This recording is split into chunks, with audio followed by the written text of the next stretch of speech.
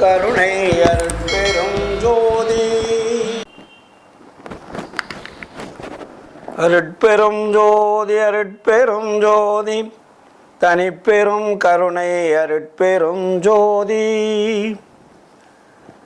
ஆன்மநேய ஒருமைப்பாட்டு உரிமையுடைய சகோதர சகோதரிகளே, இப்பொழுது நாம் வள்ளலாருடைய உயிர் இரக்கம் என்ற நிகழ்ச்சியின் வாயிலாக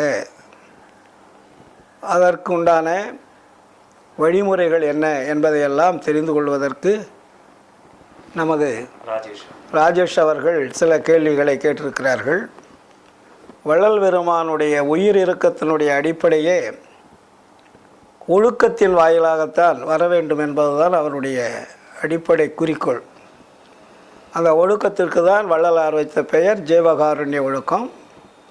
அந்த ஜீவகாருண்ய ஒழுக்கத்தினால தான் உயிர் இரக்கத்தை நாம் கடைபிடிக்க முடியும், அதே நேரத்தில் நம்முடைய உயிரையும் பாதுகாக்க முடியும். அப்போ அந்த உயிர் இரக்கத்திற்கு எதுவெல்லாம் நமக்கு தேவையானது, அதை எப்படியெல்லாம் நாம் கடைபிடிப்பது என்பதையெல்லாம் இப்பொழுது நாம் சிந்திப்போம். முதலிலே சொன்னோம், இந்த உயிர் இரக்கத்திற்கு நாம் கடைபிடிக்க வேண்டிய ஒழுக்கங்களிலே முதன்மையானது ஜீவகாருண்ய ஒழுக்கம். அந்த ஜீவகாருண்ய ஒழுக்கத்திலே முதன்மையானது இந்திரிய ஒழுக்கம். ஏனென்றால் ஒழுக்கங்களிலே 4 வகை இருக்கிறது. அதில் இந்திரிய ஒழுக்கம், கரண ஒழுக்கம், ஜீவ ஒழுக்கம், ஆன்ம ஒழுக்கம். இப்போ நம்ம முன்னாடி இந்திரிய ஒழுக்கத்தை பற்றி பார்த்தோம். இந்திரிய ஒழுக்கம் என்றால் நம்ம கண், மூக்கு, காது, செவி, மெய் என்று சொல்லக்கூடிய புறக்கருவிகளை, அதாவது இந்திரியங்கள் என்று சொல்லக்கூடிய ஐம்புலன்களினுடைய மூலமாக நாம் கடைபிடிக்க வேண்டிய இந்த உலக வாழ்க்கையில் எப்படியெல்லாம் அதை கடைபிடித்து வாழ வேண்டும் என்ற ஒரு கருத்துக்களை எல்லாம் நாம் சிந்தித்தோம்.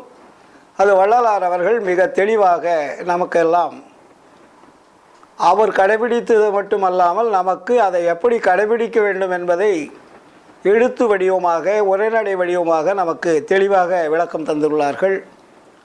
அதை படித்து அதன்படி நாம் பின்பற்றி வாழ்ந்தாலே நாம் உயிரிறக்கத்திற்குரிய அந்த வழிமுறைகளை தெரிந்து கொண்டு நம்முடைய ஆன்மாவையும் உயிரையும் உடம்பையும் காப்பாற்றுவதற்குண்டான வழிமுறைகளை தெரிந்து கொள்ளலாம். ஐயா அவர்கள் கரண ஒழுக்கத்திலே மிக தெளிவாக விளக்கத்தை தந்திருக்கிறார்கள். இந்திரிய ஒழுக்கத்தை பார்த்தோம். அடுத்தது கரணம் என்றால் என்ன என்று பார்த்தோமானால், கரணம் என்பது அகம், அகப்புறம், புறம், புறப்புறம் என்ற 4 பிரிவுகளிலே புறம் என்ற இடத்தில்தான் கரணம் என்பது இந்த உடம்பிலே இயங்கிக் கொண்டிருக்கிறது. அப்போ கரணங்கள் என்று அதுக்கு பெயர். கரணங்கள் என்றால் மனம், புத்தி, சித்தம், அகங்காரம் என்று சொல்லக்கூடிய 4 கருவிகள். இது இந்த 4 கருவிகள் என்பது கண்களுக்கு தெரியாது, ஆனால் செயல்படும். புறக்கண்களுக்கு தெரியாது, ஆனால் அது உள்ளே செயல்பட்டு கொண்டு இருக்கிறது. அதைத்தான் நாம் மனம் என்கிறோம், புத்தி என்கிறோம், சித்தம் என்கிறோம், அகங்காரம் என்கிறோம். அந்த மனம், புத்தி, சித்தம், அகங்காரம் என்ற 4 கருவிகள் தான் புறக்கருவிகளை இயக்கி கொண்டிருப்பது. இப்போ முதல் சொன்னோம் இல்லையா, இந்திரியங்கள் என்று சொல்லக்கூடியதை, இந்த இந்திரியங்களை இயக்கக்கூடிய செயல்பாட்டிற்கு எங்கிருந்து வருது, அதற்கு ஆர்டர், அதாவது செயல்படக்கூடிய இயக்கம் எங்கிருந்து வருதுன்னா அங்கே கரணங்களிலிருந்து தான் வருது. அந்த கரணங்கள் என்பது தான் மனம், புத்தி, சித்தம், அகங்காரம் என்று சொல்லக்கூடிய 4 வகையான தொடர்புடைய கருவிகள்னு பேர். அது கண்களுக்கு தெரியாட்டியும் கூட அதுக்கு வள்ளலார் அது ஒரு கருவிகள் தான் அப்படின்றார். கண்ணுக்கு தெரியாத இயங்கக்கூடிய கருவிகள். அப்போ மனம் என்பது ஒரு பொருளை இல்லை ஒரு செயலை செய்விப்பதற்கு உண்டான தூண்டுகோலாக இருக்கிறது. தூண்டுகோலாக இருப்பது என்ன பண்ணுறது? புத்தி என்பது அது செய்யலாமா வேண்டாமா என்ற ஒரு உறுதியளித்து அந்த மனதிற்கு கட்டுப்பட்டு செய்யலாம் என்று தூண்டுகோல் பண்ணுறது. சித்தம் என்பது அதை நிர்ணயம் செய்கிறது. இது உடனடியாக செய்வதற்கு தகுதி தானா? அப்போ தகுதி என்றதை நம்ம நிறுத்தவும் முடியாது, நிறுத்தினால ஆபத்து. மனம் என்ற கருவி ஆர்டர் போட்டுடுச்சு, அதனால் நம்ம செஞ்சு தான் தீரணும், அதுக்கு உறுதி கொடுத்து தான் ஒன்று உறுதி பண்ணி அதை வெளியே தள்ளுது. அகங்காரம் என்பது செயல்படுவதற்குண்டான தூண்டுதலை முழுமையாக அங்கீகாரம் செய்து அனுப்புவது. அது வெளியே ஆர்டர் போட்ட உடனே இந்திரியங்கள் செயல்பட்டுடும். இது எப்படி செயல்படுதுன்னா ஒரு செகண்டுக்குள்ள மனம் நினைத்த மாத்திரத்தில் புத்திக்கு வந்து, சித்தத்துக்கு வந்து, அகங்காரத்துக்கு வந்து புறத்தில் இருக்கக்கூடிய கருவி கரணங்கள் எல்லாம் ஒரு செகண்டில் செயல்படுது. இது வந்து கரணங்களுக்கு உண்டான வேலைப்பாடுகள். இதை தான் வந்து கரணங்கள் என்று சொல்லப்படுகிறது. இந்த கரணங்கள் தான் நாம் செய்யக்கூடிய அத்தனை காரண காரியங்களுக்கும் அது கருவிகளாக இருக்கிறது. ஒன்றை பார்க்குறோம், கண்ணு பார்க்குது, கண்ணுக்கும் மனதுக்கும் ஒரு லிங்க் இருக்குது. புரியுதுங்களா? கண்ணு பார்க்காத மனம் செய்யாது. அப்போ அந்த புறக்கருவிகள் எதுக்கு துணையாக இருக்குதுன்னா கரணங்களுக்கு துணையாக இருக்குது. இப்போ நீங்கள் புறத்தில் ஒரு பொருளை பார்க்குறீங்க, ஒரு பூவை பார்க்குறீங்க, அந்த பூவை பறிக்கலான்னு நினைக்கிறீங்க. பூவை பார்க்கறது கண்ணு, பறிக்கலாம் என்ன நினைக்கிறது மனம். கண்ணு போய் பறிக்குமா? பறிக்காது. கண்ணு பார்க்கிறது, மனம் பறிக்கலாம் என்று சொல்லுகிறது. அது அப்போ நினைக்கிறது. அது நினைத்த மாத்திரத்தில் கரணங்களுக்கு ஆர்டர் கொடுத்து இந்திரியங்கள் செயல்படுது. உடனே என்ன ஆகுது? நம்ம கால் போகுது, கை போய் அந்த பூவை பறிக்குது, உடனே அதை பறித்து எடுத்துருது. அந்த செயல் வந்து ஒரு முழுமைப்படுது. அப்போ ஒரு செகண்டுக்குள்ளே இது நடக்குது. இது எல்லாமே கரணங்களுடைய வேலை தான். நாம் செய்யக்கூடிய அத்தனை செயல்களுக்கும் இந்த புறத்தில், இந்த உலகத்தில் வாழ்வதற்கு எல்லாமே அந்த கருவிகள் எது என்று பார்த்தால் கரணங்கள் தான். அதனால தான் மனதை அடக்கணும்னு சொல்லிட்டு ஞானிகளெல்லாம், பல ஞானிகளெல்லாம் அதுக்கு வழிமுறைகளை எல்லாம் சொன்னாங்க. மனதை அடக்கலாம் எல்லாத்தையும் அடைக்கலாம் அப்படின்னு சொன்னாங்க. மனதை அடக்க முடியுமான்னா அடக்க முடியாது. ஏன்னா மனதுக்கு மின்சக்தியானது உள்ளிருந்து வந்துக்கிட்டே இருக்கும், ஜீவன்லேருந்து வந்துக்கிட்டு இருக்கும். ஒரு சக்தி வந்து நம்ம மனசுக்கு வந்துக்கிட்டே இருக்கும். ஆன்மாவிலிருந்து ஜீவனுக்கு வந்து, ஜீவன்லேருந்து மனதுக்கு வந்துக்கிட்டு இருக்கும். அப்போ மனதை ஏன் அடக்க முடியாதுன்னா அது சக்தி இழந்தால் தான் அது அடங்கும். சக்தி என்பது வந்து கொண்டு இருக்கிற வரையில் மனம் என்பது அடங்காது. ஏதாவது ஒரு வகையில் அது செலவு பண்ணிக்கிட்டே இருக்கும். மனம் வந்து எப்பயுமே அடங்காது, நிற்காது. ஏன்னா அதுக்கு எனர்ஜி என்பது வந்து கொண்டே இருப்பதால் அது செயல்பட்டுக்கிட்டே இருக்கும். அதனால தான் செத்தாதான் மனது நிற்கும். செத்தாதான் என்ன? உயிர் அடக்கம் கொண்டால் மனம் நின்று போயிடும். ஏன்னா உயிரினுடைய சக்தி மனதுக்கு வரும். அப்போ உயிரினுடைய சக்தி குறையும் போது மனம் என்பது செயல்படாது. உயிர் இருக்கின்ற வரையில், ஆன்மா இருக்கின்ற வரையில் மனம் என்பது செயல்பட்டு கொண்டே இருக்கும். அப்போ அந்த மனதை எப்படி அடக்குவது அப்படின்றது பல ஞானிகள் பலவிதமான வழிகளை நமக்கு சொல்லியிருக்காங்க முன்னாடி இருந்தவங்களாம். அப்போது மனதை அடக்க முடியுமா அப்படின்றால் முடியவே முடியாதுன்றார் வள்ளலார். மனதை அடக்க முடியாது, மாற்ற முடியும்னார். புரியுதுங்களா? மாற்றுவதுன்னு அதாவது இந்த செயலை செய்யாதப்பா, இந்த செயலை செய்யின்னு சொல்கிறதுக்கு மாற்றலாம். இப்போ நீங்கள் உட்காந்துருக்கீங்க, ஐயா அந்த சேரை விட்டு அந்த சேரில் உட்காருங்கன்னு சொன்னால் உட்காருவீங்க இல்லையா? அதுபோல் மனதை அடக்க முடியாது. ஆனால் இந்த செயல் செய்வது நீ தவறானது, இந்த தவறை செய்யாத, இந்த நல்லதை செய்யுன்னு சொல்லி அதை மாற்றலாம். வழிபடுத்துதல் மாற்றலாம். மாற்ற உடனே அதுக்கு பிடிச்சாதான் அது செய்யும், இல்லாட்டி செய்யாது. அவ்வளோ பெரிய மனதுக்கு அவ்வளோ பெரிய அங்கீகாரம் கொடுக்கப்பட்டிருக்குது. நீ என்ன சொல்கிறது, நான் என்ன கேட்குறதுன்னு போகிறதான். மனம் போனெல்லாம் போக வேண்டாம்னு சொல்கிறாங்க இல்லையா? அப்போ அந்த மனதுக்கு யாருங்கய்யா அந்த இப்போ நீங்கள் சொன்னீங்க இல்லையா, வழிபடுத்துதல்ன்ற ஒரு இதுக்கு வந்தீங்க. அப்போ அந்த வழிபடுத்துதல்ன்றது செய்கிறது யார்? எல்லாமே ஆன்மாவிலேருந்து தான் அந்த எனர்ஜி வருது.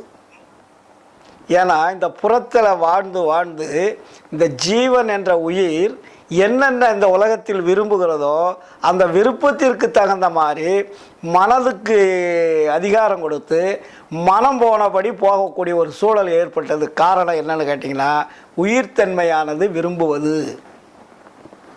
அதனால தான் உயிர் இரக்கம் வேணும்னாரு.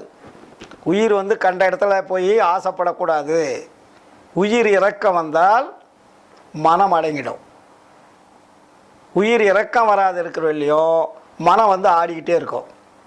அதனால தான் அதுக்கு ஜீவ ஒழுக்கன்னு போட்டார், கரண ஒழுக்கன்னு போடல. இந்த கரண ஒழுக்கன்னு வள்ளலார் அதை எழுதலை. இந்திரிய ஒழுக்கம்னு எழுதலை, ஆன்ம ஒழுக்கம்னு எழுதலை, ஜீவ காருண்ய ஒழுக்கம்னு எழுதினார். இப்போ 4 ஒழுக்கம்தான். ஆனால் அதுக்கு டைட்டில் எதை கொடுக்குறாரு? ஜீவகாருண்ய ஒழுக்கம். அப்படின்னா ஜீவன் என்றால் உயிர், காருண்யம் என்றால் இரக்கம், ஒழுக்கம் என்றால் காப்பாற்றுவது, இல்லைங்களா? அப்போ உயிரை காப்பாற்ற வேண்டுமானால் நீ எல்லாத்தையும் காப்பாற்றி ஆகணும். இந்திரியத்தையும் காப்பாற்றி ஆகணும், கரணங்களையும் வந்து காப்பாற்றி ஆகணும். ஒழுக்கத்தில் கொண்டு வந்தால் தான் நீங்கள் உயிரை காப்பாற்ற முடியும். அதனால தான் வள்ளலார் இங்கே இந்திரிய ஒழுக்கம்னு போட்டார். அப்போ அந்த இந்திரிய ஒழுக்கத்துக்கு மனதை கொண்டு போய் நீங்கள் கண்ட இடத்துல வைக்காதீங்க. அப்போ மனதை கொண்டு போய் எங்கே வைக்கணும்னு வள்ளலார் தான் நமக்கு தெளிவாக சொல்கிறாரு, வழிபடுத்துகிறாரு. அப்போ அதுக்கு முன்னாடி இருந்தவங்களாம் என்ன பார்த்தாங்க? கோயில் குளத்துக்கு போனாங்க, அபிஷேக ஆராதனை பண்ணாங்க, இல்லாட்டி தியானம் பண்ணாங்க, மனதை அடக்கிறதுக்கு யோகம் பண்ணாங்க, தவம் பண்ணாங்க, இப்படி பல வகையில் மலைக்கு போனாங்க, குகைக்கு போனாங்க. தனியாக போயிருந்தாக்கா மனம் அடங்கிடும் அப்படின்னு பல இமயமலையிலிருந்து எங்கெங்கேயோ காடுகள் மலைகள் குகைகளுக்கெல்லாம் போய் தவம் கிடக்கிறது. இதெல்லாம் எதுக்கு? இந்த உலகத்தில் இருந்தால் மனம் வந்து அடங்காது, அங்கே போனால் அடைக்கலாம் அப்படின்னு போனாங்க. அங்கே போனாலும் அந்த மனம் அடங்குதான்னா அடங்காது, அங்கேயும் போய் வெற்றி பெறலை. அதுக்காக வள்ளலார் என்ன பண்ணுறாரு? இதுக்கு கரண ஒழுக்கம்னு ஒரு ஒழுக்கத்தை போட்டார். மனத்தை கட்டுப்படுத்துவதற்கு பேர் தான் கரண ஒழுக்கம். அப்போ கரண ஒழுக்கத்தில் என்ன சொல்கிறாருங்க வள்ளலார் நமக்கு தெளிவாக? உங்களுடைய மனதை சிற்சபையின் கண் நிறுத்துதல் வேண்டும்னார். சிற்சபைன்னா என்ன? ஆன்மா இருக்கிற இடத்துக்கு பேர் சிற்சபை. நம்மளுடைய அகம் என்று சொல்லக்கூடிய நம்ம உடம்புக்குள்ள 4 பகுதிகளாக இருக்கிறது. அகம் என்பது ஆன்மா, அகப்புறம் என்பது ஜீவன், புறம் என்பது கரணங்கள், புறப்புறம் என்பது இந்திரியங்கள். அப்போது இந்த கரணங்கள் இருக்கக்கூடிய மனதை, அதுதான் ஹெட்டு, கரணங்களுக்கு ஹெட்டு யாருன்னா மனம். அப்போ அந்த மனதை கொண்டு போய் எங்கே படுத்திக்கணும்னா சிற்சபையின் கண் நிறுத்துதல். சிற்சபைன்னா தெரியாதுன்றதுக்காக வள்ளலார் மறுபடியும் எழுதுகிறாரு. அதாவது முதலில் புருவ மத்தியின் நிற்கச் செய்தல். புருவ மத்தியன்னா ஆன்மா இருக்கக்கூடிய இடம், அந்த இடத்துல கொண்டு போய் மனதை நிறுத்துங்க. சரி, அந்த இடத்துல போய் நீங்கள் எப்படி நிறுத்துவீங்க? அது ஒன்றுமே தெரியாது. தெரியாத இடத்துல ஆன்மா இருக்குது, இல்லைங்களா? அப்போ ஆன்மா இருக்கிற இடத்துல ஒன்றுமே தெரியாத மனதை கொண்டு போய் எங்கே நிறுத்துவீங்க? நிறுத்துறதுக்கு தெரியாது. அதுக்காக தான் வள்ளலார் என்ன பண்ணார்? புறத்தில் ஒரு ஜோதி வச்சார். ஆன்மாவில் இருக்கக்கூடிய ஜோதியை ஒரு விளக்கமாக புறத்தில் வச்சார். புறத்தில் இருக்கக்கூடிய ஜோதி பார்த்துட்டிங்கன்னா இதே மாதிரி தாண்டா அகத்தில் இருக்குன்னு நமக்கு ஒரு மாடல் கொடுக்குறார். புறத்தில் ஏன் ஜோதி வழிபாடை வச்சார்? புறத்தில் இருக்கக்கூடிய ஜோதி என்பது அகத்தில் இருக்கக்கூடிய ஆன்மாவின் தன்மை உடைய மாதிரி ஒரு மாடல் ஃப்ரேம், ஒரு வடிவம். அந்த வடிவத்தை பார்த்து பழகிட்டினா நீ ஆன்மாவில் கொண்டு போய் மனதை நிறுத்துறதுக்கு வசதியாக போயிடும். அதனால் என்ன பண்ணுறாரு வள்ளலார் நமக்கு? முதல்ல வந்து ஒரு அகல் விளக்கு, அகல் கண்ணாடி, 4 சதுர கண்ணாடி வச்சு அதில் அகல் விளக்கு வச்சு அதை முதல் வழிபாடு பண்ணுங்கன்னாரு. வழிபாடுன்னா நினைத்தல் பார்த்தல்னு பேர். வழிபாடுனாக்கா உடனே அதுக்கு போய் அபிஷேக ஆராதனை பண்ணுறதுலாம் இல்லை. இப்போ நம்ம உருவங்களுக்கு தான் நம்ம அபிஷேக ஆராதனைலாம் பண்ணிகிட்ருக்குறோம், இல்லைங்களா? ஆனால் ஜோதிக்கு போய் நீங்கள் எப்படி அபிஷேக ஆராதனை பண்ணுவீங்க? பண்ணக்கூடாது, பண்ண முடியாது, பண்ணால் அது அழிஞ்சு போயிடும், அவிஞ்சு போயிடும். ஆமாம், அதுதான் இப்போ நான் அடிக்கடி சொல்கிறது என்னென்னா, இப்போ அந்த ஜோதி வந்து இப்போ நம்ம வீட்டில் வச்சு வழிபாடு பண்ணுறோம். அப்போ அந்த ஜோதிக்கு கூட நம்ம சன்மாரிகள் என்ன பண்ணுறாங்கன்னா அதுக்கு ஒரு அலங்காரம் பண்ணுறாங்க. ஒரு அறியாமை, அந்த பழக்க வழக்கத்தினாலையும் பழைய அந்த சமயம் அதில் இருந்து வந்ததுனால இப்போ நீங்கள் இப்போ நிறைய சன்மாரிக்கிட்ட பார்த்தீங்கன்னா ஜோதி இருக்கும். அந்த ஜோதிக்கு மாலை மரியாதைலாம் பண்ணுவாங்க. ஒரு மாலையை போடுவாங்க, அதுக்கு முன்னாடி ஒரு தட்டத்தை வைப்பாங்க, அதில் சோடத்தை வைப்பாங்க, இல்லையா? அதுக்கு கீழே ஒரு விளக்கை வைப்பாங்க, அதில் விபூதி வைப்பாங்க.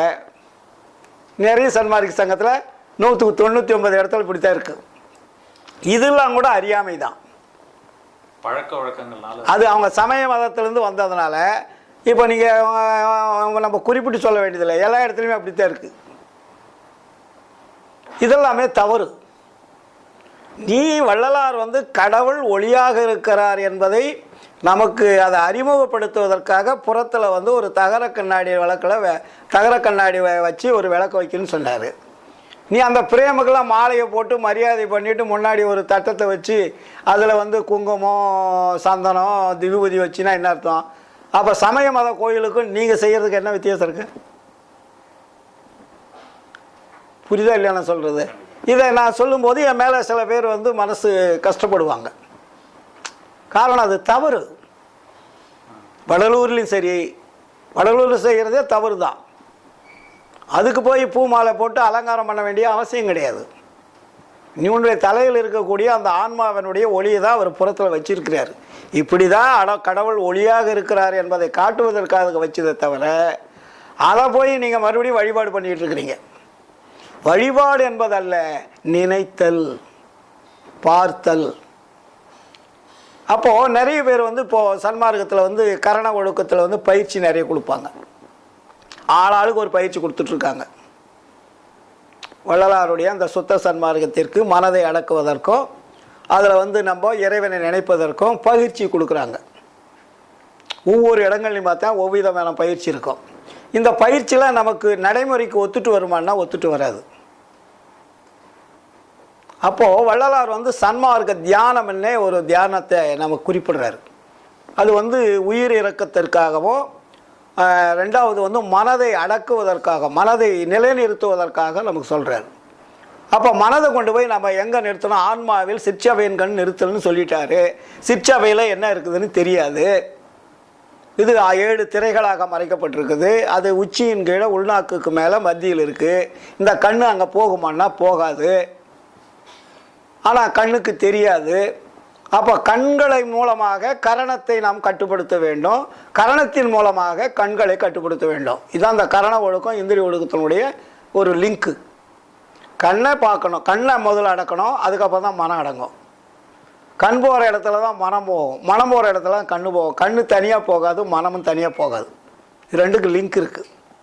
நீங்கள் மனதை ஒரு இடத்துக்கு கொண்டு போயிட்டீங்கன்னா கண்ணு அங்கே ஆட்டோமேட்டிக்காக போயிடும். நீங்கள் தூங்கும் போதுங்க ஏதாவது நினைங்க, படத்தை பார்த்துட்டு மனம் போகிற இடத்துக்கு கண்ணு போயிடுங்க.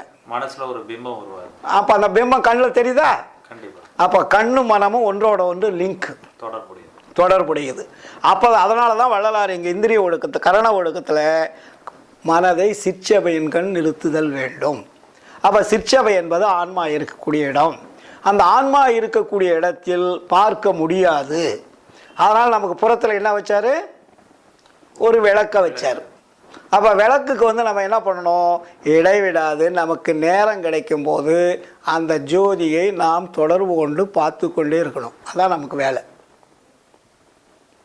அப்போ அந்த ஜோதி உங்கள் கண்ணு அங்கே ஜோதியில் பார்க்கன்னா மனம் தானா அந்த இடத்துல தான் நிற்கும்,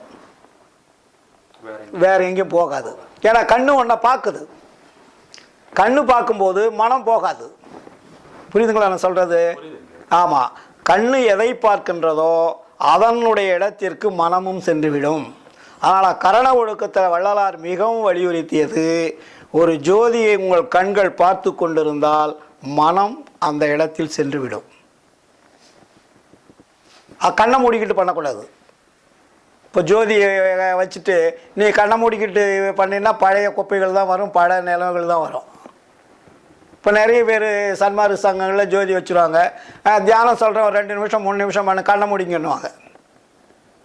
அது அறியாமை. ஜோதி எதுக்கு வச்சார் வள்ளலார்? பார்ப்பதற்கு தான் வச்சார். அப்போ நம்ம இடைவிடாமல் அந்த ஜோதியை நாம் பார்த்து கொண்டு இருக்க அந்த ஒளியினுடைய ஒரு சங்கிலி தொடர் போல நம்முடைய கருவிழிக்கும் அந்த ஜோதிக்கும் ஒரு லிங்க் கிடைக்கும். ஒரு லிங்க், அது ஒரு மின்னல் மாதிரி வரும். நீங்கள் பார்த்து பாருங்கள், தெரியும் உங்களுக்கு. அதுக்கும் ஒரு கம்பி போல் ஒரு தொடர்பு ஏற்பட்டுக்கிட்டு இருக்கும். அந்த தொடர்பு ஏற்பட்டால் தான் உங்கள் கண் அந்த ஒளியை நேராக பார்க்குதுன்னு அர்த்தம். அந்த தொடர்பு வரலன்னா நீங்கள் கண்ணாடியில் இருக்கக்கூடிய விளக்க சரியாக பார்க்கலன்னு அர்த்தம். ஆமாம், மனம் வந்து பார்த்தீங்கன்னா வேற எங்கேயோ போயிடுதுன்னு அர்த்தம். ஆமாம், அதே தான், கரெக்டு. அப்போது அந்த ஜோதியை இடைவிடாமல் நீங்கள் பார்த்து கொண்டு இருக்கின்ற பொழுது அந்த கண்ணுக்கும் அந்த ஒளிக்கும் ஒரு நீண்ட ஒரு மெல்லிய கோடு வரும். நீங்கள் பார்த்தீங்கன்னா சூரிய வெப்பம் காலையில் வரும்போது எப்படி கதிர் வருது, அந்த கதிர் மாதிரி இருக்கும். அப்போது அந்த வெப்பத்திலிருந்து அந்த ஒளியிலிருந்து ஒரு கதிரானது நம்மளுடைய கதிர் கண் கதிருக்கும் அந்த கதிருக்கும் ஒரு லிங்க் கிடைக்கும், தொடர்பு கொடுக்கும். அதை நீங்கள் பார்க்க பார்க்க பார்க்க பழக பழக பழக மரமானது ஒளியவே பார்த்து பார்த்து பழகிடும். இதுதான் கரண ஒழுக்கத்தினுடைய அடிப்படை. அதை பார்த்துட்டா என்ன ஆகுன்னா, அது முதிர்ச்சி அடைய அதுக்கு கூட ஜீவகாருண்யம் என்ற ஒரு செயல்பாடு புறத்தில் பண்ணிக்கிட்டே இருக்கணும். முதலில் இடைவிடாது ஒளியை வழிபாடு செய்யுங்கள். இரண்டாவது, நமக்கு நேரம் கிடைக்கும் போது உயிருக்கு இரக்கம் காட்டுங்கள், உயிருக்கு உபகாரம் செய்யுங்கள், உயிரினுடைய துன்பங்களை போக்குங்கள். இந்த ரெண்டும் கண்ணுக்கும் மனதுக்கும் உண்டான லிங்க்கு. புரியுதுங்களா? அப்போது ஏன் ரெண்டு போட்டார்? இந்திரியத்தையும் கரணத்தையும் அடக்குவதற்கு இரண்டு வழிகள். ஒன்று ஜீவகாருண்யம், இன்னொன்று பரோபகாரம். ஜீவகாருண்யம், இன்னொன்று சத்விச்சாரம். சத்விச்சாரம்னா இறைவனை இடைவிடாது தொடர்பு கொள்வதுன்னு பேர்.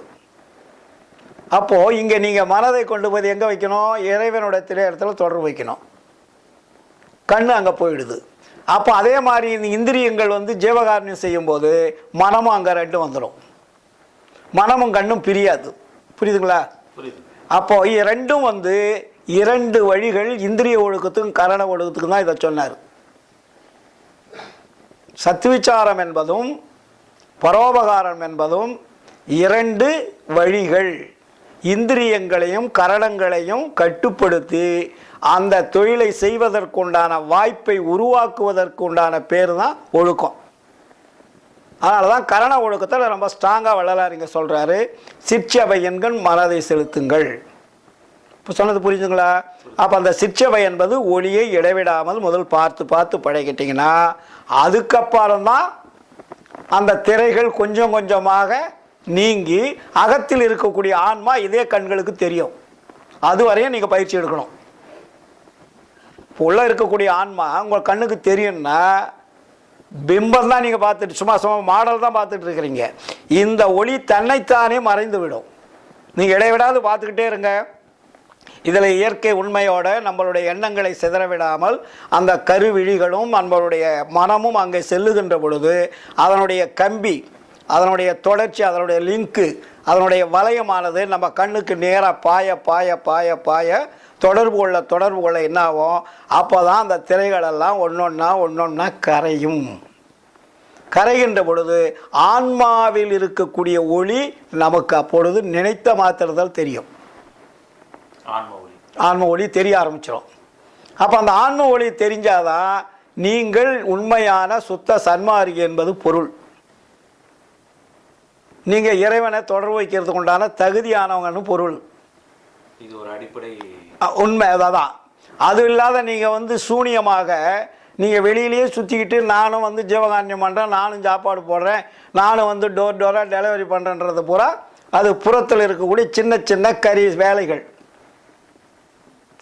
புரியுதுங்களா? அது செஞ்சாலும் இந்த சத்விச்சாரம் என்பதெல்லாம் ஆழமாக நம்ம இருக்கணும். அதனால தான் வள்ளலார் சத்விச்சாரம் என்பது மிக மிக அவசியமானது.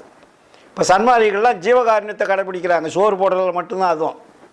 ஆனால் சோறு போடுறதுலேயே எத்தனை இருக்குது? துன்பத்தில் பல வகையில் நமக்கு பிரிக்கிறார். மனம், புத்தி, சித்தம், அகங்காரம், ஆச்சரியம் சொல்லக்கூடிய அந்த கரணங்களில் துன்பங்கள் தான் உள்ளே போய் நமக்கு பதியுது. அந்த துன்பங்கள் என்ன? பசி, பிணி, தாகம், இச்சை, எளிமை, பயம், கொலை, 7 விதமான துன்பங்கள் வருது. அப்போ 7 விதமான துன்பங்களில் நீங்கள் ஒரு துன்பத்தை தானே போக்குறீங்க, பசி. அப்போ இன்னும் 6 துன்பத்தை யார் போக்குறது? புரியுதுங்களா? அப்போ பசி என்பது ஒன்றினால் மட்டும் நீங்கள் ஆன்ம லாபத்தை பெற முடியாது.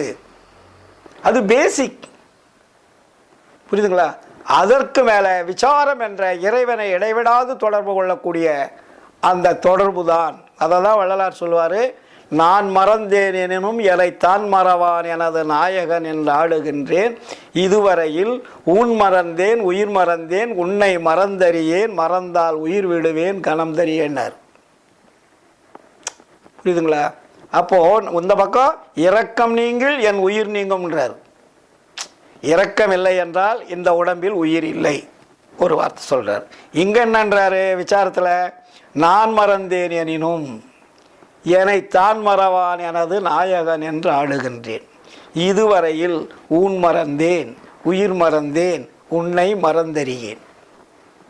அப்போ எல்லாத்தையும் நான் மறந்துட்டேன், ஆனால் இருந்தாலும் உன்னை நான் மறக்கலை. ஏன்? நீ என்னை மறக்கவில்லை என்பதை நான் உணர்ந்தேன். என்னை மறக்கலைன்னா என்ன? என்னுள் இருந்து, என்னுடைய உடம்புக்குள் இருந்து, ஆன்மாவாக இருந்து உயிரையும் இந்திரியங்களையும் கரணங்களையும் இயக்கி கொண்டிருப்பது நீதான் என்பதை நான் புரிந்து கொண்ட பிறகு நான் எப்படி மறக்கிறது?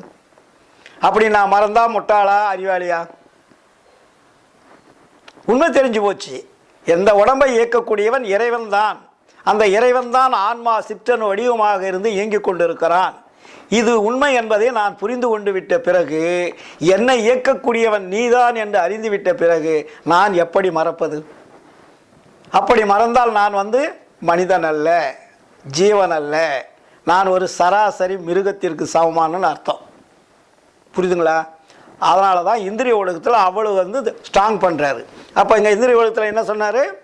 மனதை சிற்றவையன்கண் நிறுத்துதல், அதாவது புருவ மத்தியில் நிற்க செய்தல். அதுக்கப்புறம் நீங்கள் இந்த புற வழிபாடை செய்ய செய்ய செய்ய நினைக்க நினைக்க அகத்தில் இருக்கக்கூடிய ஆன்மா தெரியும். அப்போ துர்விஷயத்தை பற்றாதிருத்தல். துர்விஷயம்னா என்ன? கெடுதலான செயல்கள், நமக்கு ஆபத்து தரக்கூடிய செயல்களை நாம் செய்யக்கூடாது. ஜீவதோஷம் விசாரித்தல். இப்போ ஜீவதோஷம்னா என்ன? புலன் நம்ம விசாரிப்போம். நீ என்ன ஜாதி சார், என்ன மதம் சார், என்ன குலம் சார், என்ன கோத்திரம் சார், எந்த நாடு சார், என்ன மொழி சார்னு விசாரிப்போம்.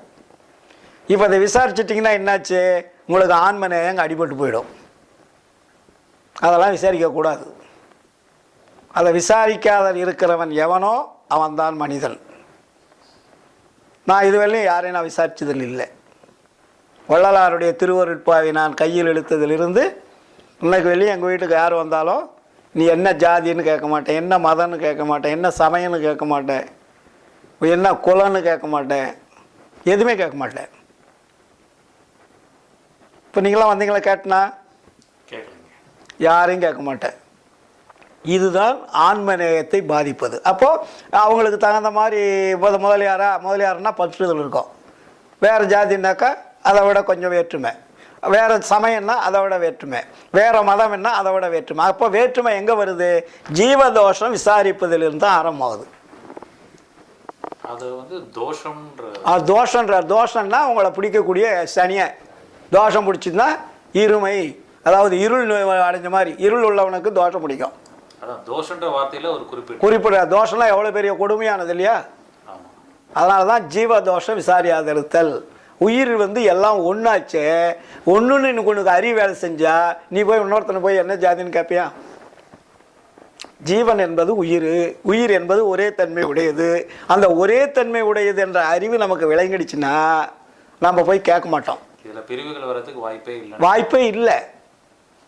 நீ அமெரிக்காக்காரன், ரஷ்யாக்காரன், ஜப்பான்காரன், அரேபியக்காரன் கூட நினைக்கக்கூடாது.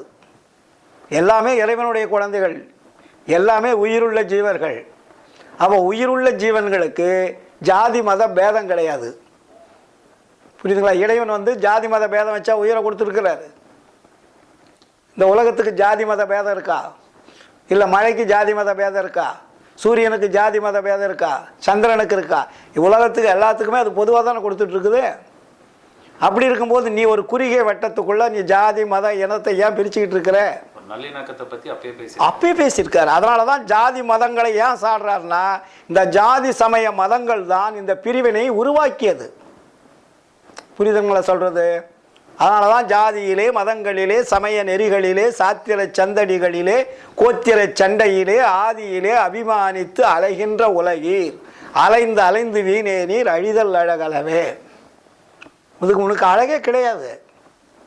அழகு என்பது எது? ஜாதி சமய மத இன என்ற வேறுபாடு இல்லாது இருப்பது தான் உனக்கு அழகு. நான் அழகாக இருக்கிறேன்னா அது அழகு அல்ல. நான் ஜாதியற்றவன், மதமற்றவன், இனமற்றவன், மொழியற்றவன், தேசமற்றவன் எல்லாம் ஒன்றென்று நினைக்கக்கூடிய உரிமை உள்ளவன் என்று எவன் நினைக்கிறானோ அவன்தான் அழகுள்ளவன். அவனைத்தான் இறைவன் ஏற்றுக்கொள்வார். மற்றவர்களை இறைவன் ஏற்றுக்கொள்வதில்லை, அதுக்குண்டான தகுதியும் கொடுப்பதில்லை. அதனால தான் உயிரிரக்கம் என்பது, ஜீவ தோஷம் என்பது, ஜீவகாருண்யம் என்பது ரொம்ப ரொம்ப முக்கியம். சும்மா இந்த உயிர்கொலை செய்கிறது, புலால் சாப்பிட்றது மட்டுமல்ல, அவ்வளவு உட்பிரிவுகள் இருக்கிறது. நம்ம புலால் சாப்பிட்றவனை மட்டும் சொல்கிறோம், உயிர்கொலை மட்டும்னு சொல்கிறோம். எல்லாத்துலேயுமே விஷயங்கள் இருக்குது. அதனால தான் இங்கே ஜீவதோஷம் விஷாதியார்த்தல்னு ஒரு வார்த்தை போட்டார். ஆச்சு. அடுத்தது என்ன சொல்கிறாரு? தன்னை மதியாதிருத்தல். நான் தான் பெரியவன், நான் தான் அந்த உலகத்துக்கு அரசாட்சி செய்கிறவன், என்கிட்ட இவ்வளோ கோடி சொத்து இருக்குது, எவ்வளோ பொருள் இருக்குது, எவ்வளோ பணம் இருக்குது, எனக்கு நல்ல மனைவி, அழகான மனைவி இருக்குது, நல்ல குடும்பம் இருக்குன்னு தன்னை பற்றி பெருமை அடிக்கக்கூடாது, தன்னை மதிக்கக்கூடாது. நாளைக்கு நீ எல்லாம் சமமான நிலையில் இருக்கிற, எதாக இருந்தாலும் கொண்டு போக முடியாது, எல்லாம் சமம். நீ சேர்த்து வச்சிருந்தனால நீ உனக்கு பெருசுன்னு நினைக்காத. எல்லாமே ஒரு நாளைக்கு நம்ம விட்டு செல்லுவது. அதனால் நீ மற்றதை இருப்பதனால் தன்னை மதித்து பெருமையாக நினச்சிக்காத, தன்னை மதிக்கக்கூடாது, பற்றற்ற தன்மையோடு இருக்கணும். அடுத்தது செயற்கை குணங்களால் ஏற்படும் கெடுதிகளை நீக்கி இயற்கையாக தத்துவமயமாக இருத்தல். செயற்கை குணங்கள்னால் கரணங்கள் மூலமாக தான் நமக்கு வந்தது. இப்போ செய்கிறதெல்லாம் என்ன? கல்யாணம் பண்ணணும், குடும்பம் நடத்தணும், சொத்து வாங்கணும், சுகம் வாங்கணும், பொருள் வாங்கணும், இது எல்லாமே செயற்கை குணங்கள். அப்போ இயற்கை குணங்கள்னால் என்ன? எதுவுமே நமது இல்லைன்னு நினைக்கிறதுக்கு பேர் தான் இயற்கை குணம். செயற்கை குணம் என்பது எல்லாம் நமக்கு வேணும்ன்றது செயற்கை குணம். இது எல்லாமே கடவுளுடைய பொருள், இது மற்ற எல்லா உயிர்களுக்கும் தேவையான பொருள். இந்த பொருள் எனதுன்னு நினைக்கிறது எவ்வளோ பெரிய குற்றம், புரியுதுங்களா? அதனால் எதுவுமே நமது அல்ல, எல்லாம் இறைவனுடைய சொத்து. எல்லா உயிர்களுக்கும் அனுபவிப்பதற்கும் அதை தொடர்பு கொள்வதற்கும் உரிமை இருக்கிறது. அதனால் எல்லாமே இயற்கையானது, செயற்கை அல்ல. நீ செயற்கை என்று நினைத்து அதை சேர்த்து கொண்டு விட்டால் அது குற்றம். இயற்கையாக விட்டுடணும். அது எப்படி இருக்குதோ அப்படி விட்டுரு, பிரச்சனை முடிஞ்சிருச்சு. அடுத்தது பிறர் மீது கோபியாதிருத்தல். அப்போ அந்த கோபியாதிருத்தா கோபம் கொள்ளக்கூடாது. கோபம்னா என்ன? கோபமும் காமமும் குடிகெட்டு போயிற்று, கொடிய ஒரு அகங்காரம் பொடி பொடி ஆயிற்றுன்னு. அப்போ கோபம் என்பது ஒரு மனிதனை அழிக்கக்கூடிய கருவிகள், புரியுதுங்களா? கோபமே வரக்கூடாது.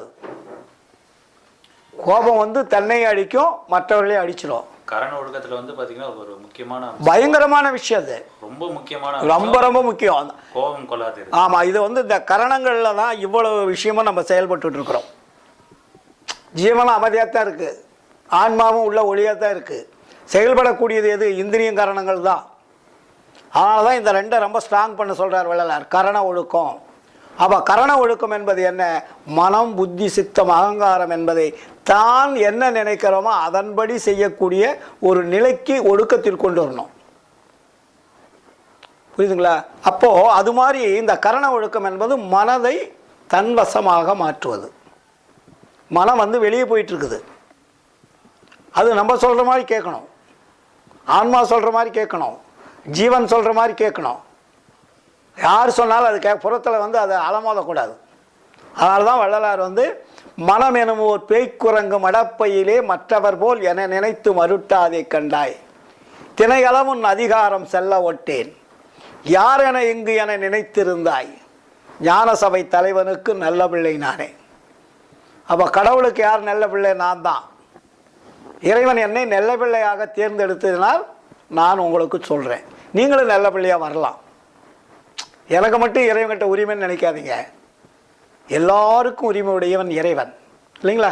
அப்போ எல்லோருக்கும் உரிமையுடைய இறைவனை நீங்கள் பொதுவாக பார்க்க வேண்டுமே தவிர சுயநலத்தோடு பார்க்கக்கூடாது. அதனால தான் இங்கே பிறர் மீது கோபியாதிருத்தல். பிறர் மேலே நம்ம கோபம் வர வேண்டிய அவசியம் என்ன? அப்போ உங்களுடைய சொல்லுக்கு அவங்க கட்டுப்படலை, உங்கள் பேச்சு கேட்கலை, உங்களுக்கு அடிமையாகலைன்னா கோபம் வருது. ஒரு நாட்டில் ஆடக்கூடிய அரசனாக இருந்தால் கூட என்ன சொல்கிறான்? அவன் அந்த நாட்டு மக்கள்லாம் தனக்கு ஓட்டு போடலைன்னா கோபம், தன்னை தேர்ந்தெடுக்கலைன்னா கோபம், சொன்ன பேச்சு கேட்கலனா கோபம். அப்போ என்ன ஆகுது? நாடும் அழிஞ்சு போயிடுது, மக்களும் கஷ்டப்படுறாங்க, தலைவனும் அழிஞ்சு போயிடலாம். அப்போ இதெல்லாம் எதையாக வருது? பிறர் மீது கோபம் வைக்கொள்ளாது. நமக்கு தேவையானது கிடைக்காத போது கிடைப்பதற்கு யார் தடையாக இருக்கிறாங்களோ அவங்க எல்லாம் கோபம் வரும். கோபம் ஏன் வருது? நம்ம மனைவி எடுத்துங்க, நம்ம ஒரு விருப்பத்தை செய்யலைன்னா கோபம் வரும். நம்ம நினைக்கிறது நடக்கலன்னா கோபம் வரும். நம்ம பையன் நம்ம சொன்ன பேச்சு கேட்கலாம், கோபம் வரும். ஏன்னா அவங்களுக்கு ஒரு உரிமை இருக்கிறது, அவங்களுக்கு ஒரு அறிவு இருக்கிறது, அவங்களுக்கு ஒரு தெளிவு இருக்கிறது. அப்படின்ற அவங்களுடைய உரிமையை நாம் பறிப்பது தான் கோபம். அந்த உரிமையை அவங்கக்கிட்ட விட்டுரு. அப்படி ஒருத்தரும் விட்டுட்டிங்கன்னா பிரச்சனைக்கு இடமே கிடையாது. ஏன் கோபம் வருது? ஒருவருடைய உரிமையை இன்னொரு பறிப்பதால் கோபம் வருது. ஒரு ஆதிக்க மனப்பான்மை. அப்போ அந்த ஆதிக்கம் என்பது எப்படி வருது? உனக்கு தேவைப்படுவது கிடைக்காது இருக்கின்ற பொழுது அது ஆதிக்கமாக மாறுது.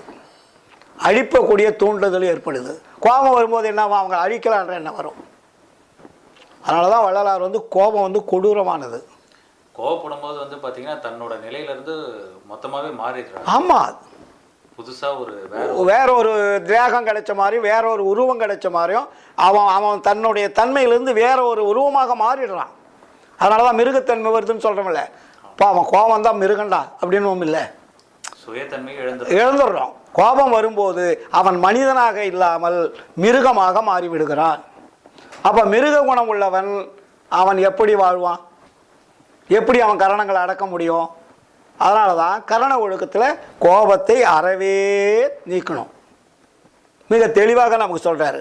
அதுக்கப்புறம் தனது சத்துருக்களாகிய தத்துவங்களை அக்கிரமத்தில் செல்லாது கண்டித்தல். இப்போ தத்துவங்கள்னா என்ன? நம்ம உடம்பை இயக்கக்கூடிய கருவிகள், முக்கியமான கருவிகளுக்கெல்லாம் வெறும் தத்துவங்கள். இப்போ நம்ம உடம்புல பார்த்தீங்கன்னா தத்துவங்கள் 96 தத்துவங்கள் இருக்குது. கொஞ்சம் எளிமையாக சொன்னீங்கன்னா. ஆமாம், இப்போ நம்ம தத்துவங்கள் உடம்புல இருக்கக்கூடிய முக்கியமான கருவிகள்னால் இப்போ கண் இருக்குது, காது இருக்குது, மூக்கு இருக்குது, உடம்பு இருக்குது, இதெல்லாமே கருவிகள். இந்த கருவிகளை இயங்குவதற்குண்டான உள்ளே இருக்கக்கூடிய பொருள்கள் எல்லாம் தத்துவங்கள்னு பேர். அதுக்கு இப்போ மூட்டு இருக்குது, கை இருக்குது, உறுப்புகள்னு எடுத்துக்கலாமா? உள்ளுறுப்புகள் தான். உள்ளுறுப்புகளில் முக்கியமானது. இப்போ 72,000 நரம்புகள் இருக்குது, நாடிகள் இருக்குன்னு சொல்கிறாங்க. ஆனால் இதில் 96 ரொம்ப முக்கியமானது. உள்ளுறுப்புகள் முக்கியமான உள்ளுறுப்புனா இம்பார்ட்டண்ட்டு. அதில் ஒரு சாதாரணமாக பார்த்தீங்கன்னா முக்கியமாக பார்த்து உங்களுக்கு சொன்னால் புரியும். இப்போது நம்ம ஆன்மாவிலிருந்து முதுகந்தண்டு வழியாக ஒரு பெரிய முதுகந்தண்டு, அதுக்கு பேர் முதுகந்தண்டுன்னு பேர். முதுகெலும்புக்கு முதுகந்தண்டு அப்படின்னு சொல்கிற தமிழில். இப்போ இந்த முதுகந்தண்டு தான் இந்த உடம்பை பிடிச்சிக்கிட்டு இருக்கு, பிடிச்சிக்கிட்டு இருக்கு. கையை பிடிச்சிக்கிட்டு இருக்குது, இந்த பக்கம் கையை பிடிச்சிக்கிட்டு இருக்குது. உடம்பு முன்னாடி இருக்கக்கூடிய உறுப்புகள் வயிறு, சிறுகுடல், பெருகுடல், அப்புறம் இந்த தொடையிலுடைய மூட்டெலும்பு, கால் எலும்பு எல்லாத்தையுமே அந்த முதுகந்தண்டுன்னு இருந்து தான் எல்லாமே கிளையாக வருது. அதுக்கு ஒரு சென்ட்ரல் பீம், எப்படி இந்த காங்கிரீட் பீம் போட்டால் அந்த பீமிலேருந்து ரூமை பிரிக்கிறோம் இல்லையா, அது மாதிரி அந்த முதுகந்தண்டு என்பது முதுகண்டு. அதுக்கு 6 ஜங்ஷன் வச்சுருக்காரு பாருங்க இறைவன். எப்படி மூலாதாரம், சுவாதிஷ்டானம், மணிப்பூரகம், விசுத்தி,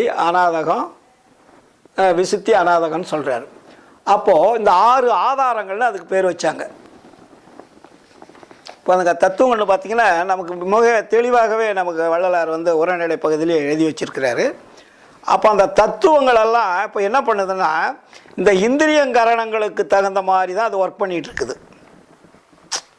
அது நம்மளுடைய ஆன்மாவனுடைய ஜீவனுடைய தன்மைக்கு அது ஒர்க் பண்ணாமல் அது என்ன பண்ணுது, இந்த கரணங்களுக்கும் இந்திரியங்களுக்கு தகுந்த மாதிரி தான் அது வேலை செஞ்சுட்டு இருக்குது. இந்திரியங்களுக்கும் கரணங்களுக்கும் கட்டுப்பட்டு அது வேலை செய்யுது, பார்த்தீங்கன்னா உதவி செய்யுது. அப்போ இதை தான் இங்கே நிறையா தெளிவாக எழுதியிருப்பார்.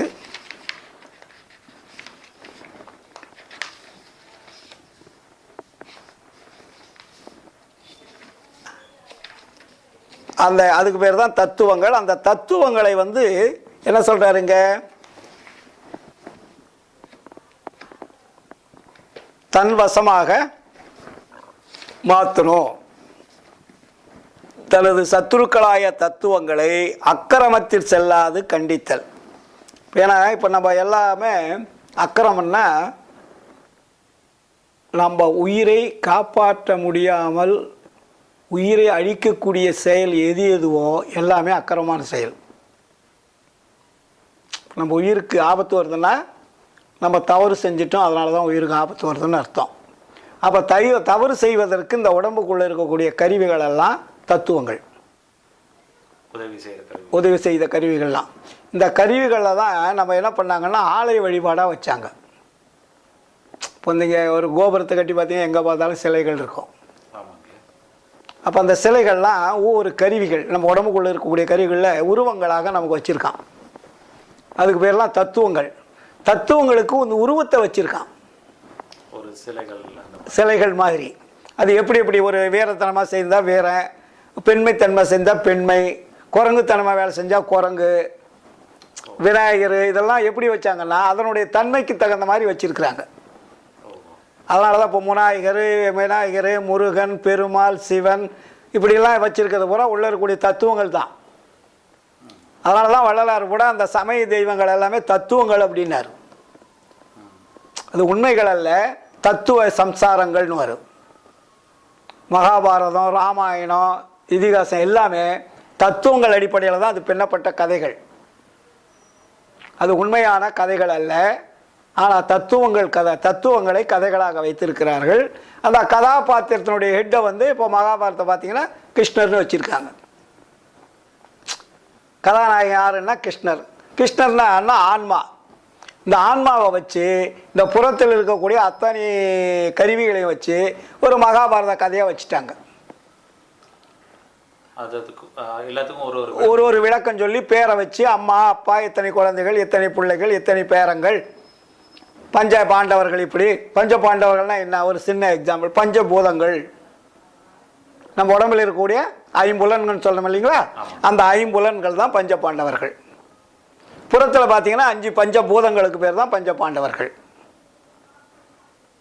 இதுக்கெல்லாம் இதை தான் நம்ம வள்ளலார் என்ன சொல்கிறாருன்னா, இந்த கதையை நீங்கள் படிச்சுட்டு போனீங்கன்னா உங்களுக்கு காலம் பத்தாது, வீணா அந்த கதையிலே போய் அடிஞ்சு போயிடுவீங்க, அதெல்லாம் தூக்கி ஒரு பக்கமாக போட்டுக்கலான்ட்டார். உண்மையக்கே வந்துருங்க. ஆமாம், நேரடியாக உண்மைக்கு வாங்க. பொய்யான கற்பனை கதைகளுக்கு உங்களுடைய மனதை செலுத்தாதீர்கள்.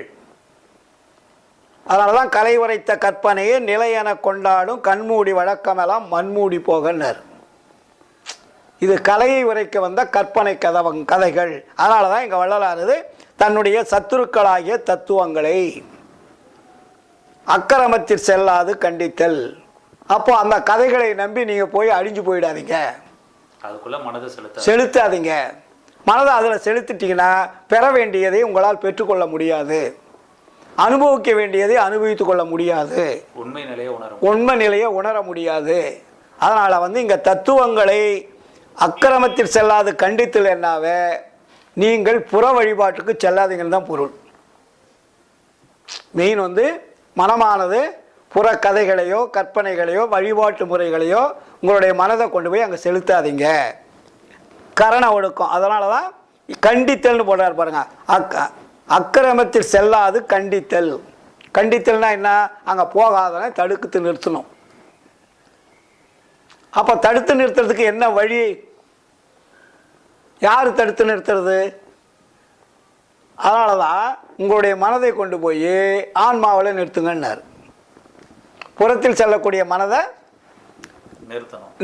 எங்கே நிறுத்தணும்? ஆக்னாவில் நிறுத்துங்க. அந்த ஒளி வழிபாடு பூர்வ மத்தியில் நிறுத்துங்க. அப்போ நீங்கள் போகாதீங்கன்னா கேட்க மாட்டீங்க. அதுக்கு ஒரு மாடலாக, ஒரு வெளிப்புறமாக, ஒரு பயிற்சி முறையாக தோற்றத்தை வெளியில் வச்சுருக்காரு. இதை சித்தி விளாக திருமாளிகளே இதை வந்து நமக்கு மிக தெளிவாக பேருபதேசத்தில் சொல்கிறாரு. அப்போ பேருபதேசத்தில் என்ன சொல்கிறாரு, ஒரு மனிதன் எப்படிலாம் இனிமேல் கடைபிடிக்கணும் அப்படின்றத மிக தெளிவாக நமக்கு பேருபதேசத்தில் விளக்குறாரு.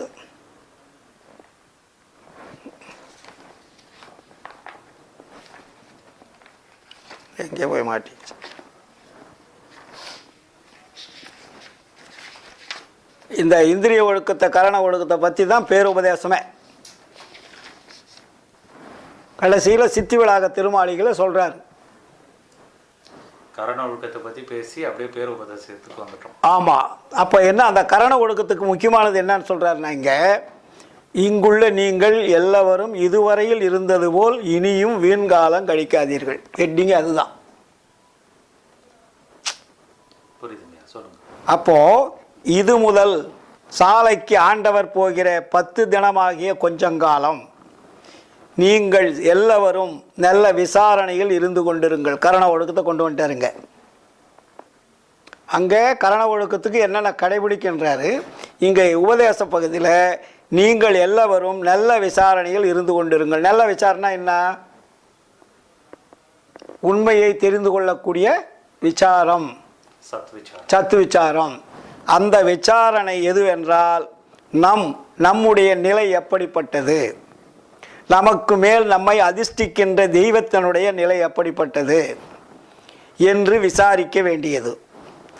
அதற்கு தக்கபடி நீங்கள் ஒருமித்தாவது அல்லது தனித்தனியாவது உங்கள் அறிவிற்கும் ஒழுக்கத்திற்கும் ஒத்தவர்களுடன் கூடியாவது, இல்லைங்களா, இவ்விசாரணை முகத்தில் இருந்தால், இப்போ நான் சொன்னேன் இல்லையா, புற வழிபாடுன்னு, புற வழிபாடு அந்த ஒளி வழிபாடு, அந்த விசாரணை முகத்தில் இருந்தால் நமது ஆன்ம அறிவை விளக்கமின்றி மூடிக்கொண்டிருக்கின்ற அனந்த திரைகளில் அழுத்தமாயிருக்கின்ற முதல் திரையாகிய பச்சை திரை முதலில் நீங்கும்.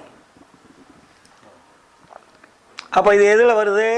கரண ஒழுக்கம் கடைபிடிக்கணும்.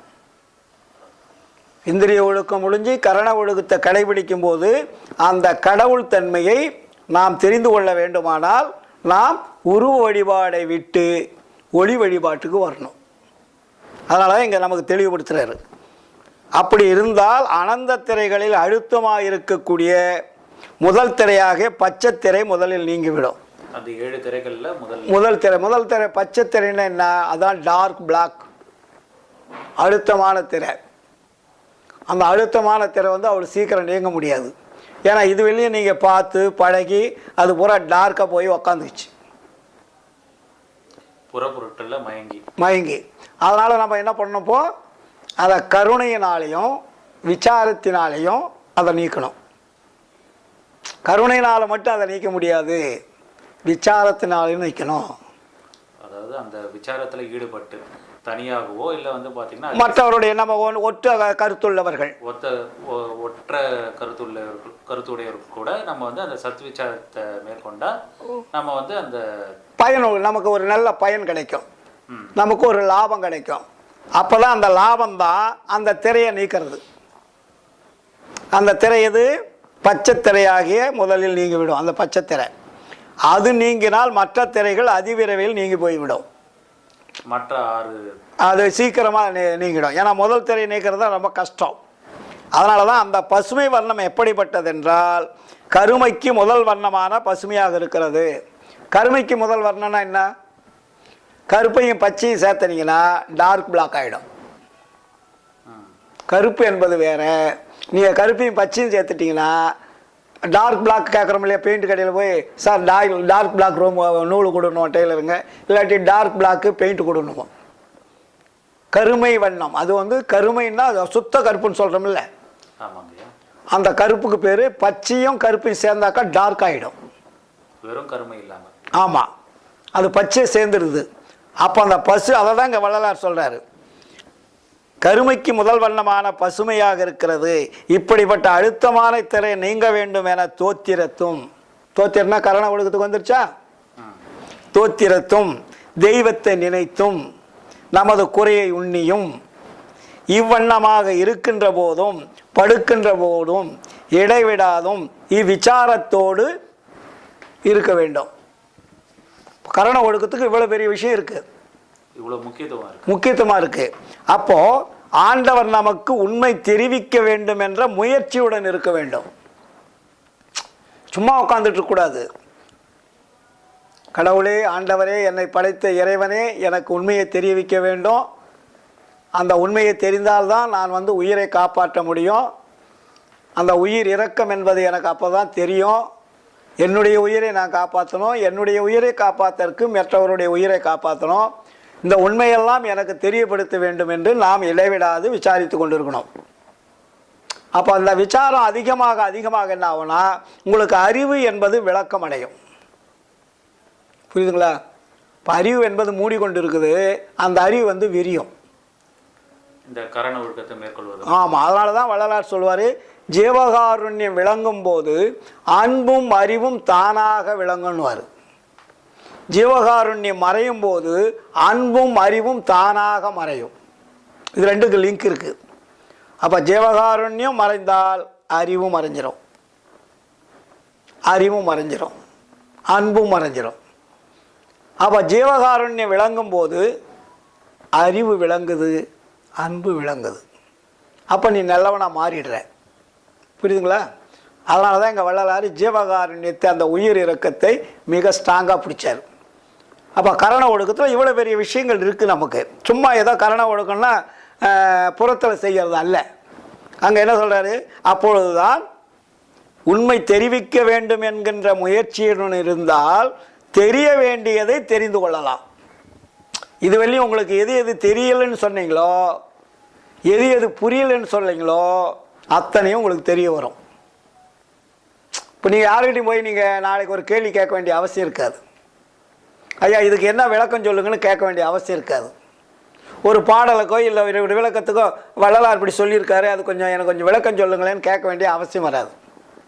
நாமளே அதுக்கான பயிற்சிகளை மேற்கொள்ளலாம். பயிற்சிகளை மேற்கொண்டால் தெரிவிக்க வேண்டியதை தெரிவிச்சிருவாரு. உங்களுக்கு கேள்வி கேட்டு பதிலை கேட்கணுன்ற அவசியம் வராது.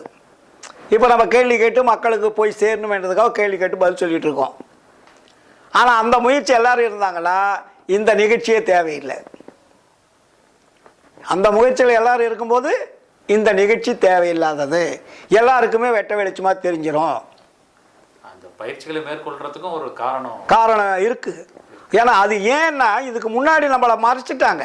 அதெல்லாம் பேருபதேசர் சொல்லுவார், இந்த உண்மையெல்லாம் மறைத்தவன் ஒரு வல்லவன், அவன் மறைத்ததை இதுவரையில் யாரும் திறக்க முடியவில்லை, உடைக்கவும் முடியவில்லைன்றார்.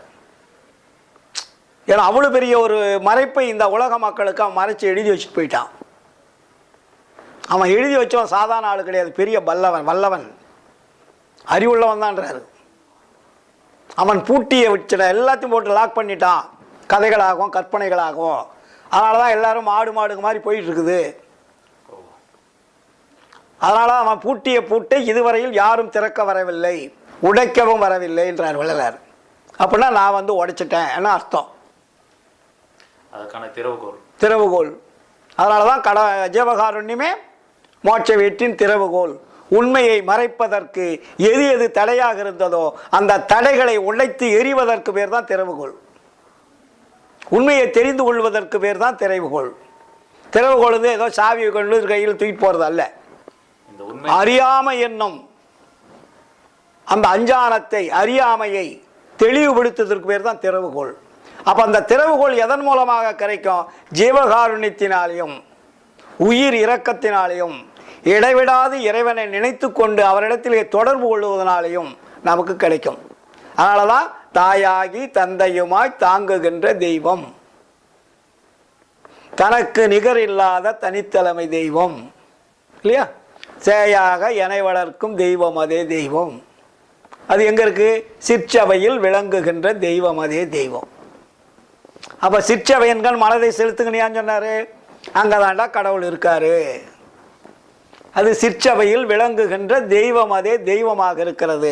அந்த தெய்வத்தை தொடர்பு கொள்வதுதான் ஜீவகாருண்யம் என்ற ஒழுக்கத்தில், இந்திரியம் என்ற ஒழுக்கத்திற்கு அடுத்தபடியாக உள்ளே இருக்கக்கூடிய அகப்புறம், புறம் என்ற அகம், அகப்புறம், புறம் என்ற இடத்தில் இருக்கக்கூடிய அந்த கரண ஒழுக்கம் ரொம்ப ரொம்ப முக்கியம். அந்த கரண ஒழுக்கத்தில் இன்னும் நிறைய விஷயங்கள் இருக்குது. நம்ம கொஞ்சம் கொஞ்சமாக தெரிஞ்சு ஓவர்லோடு பண்ணக்கூடாது இல்லையா?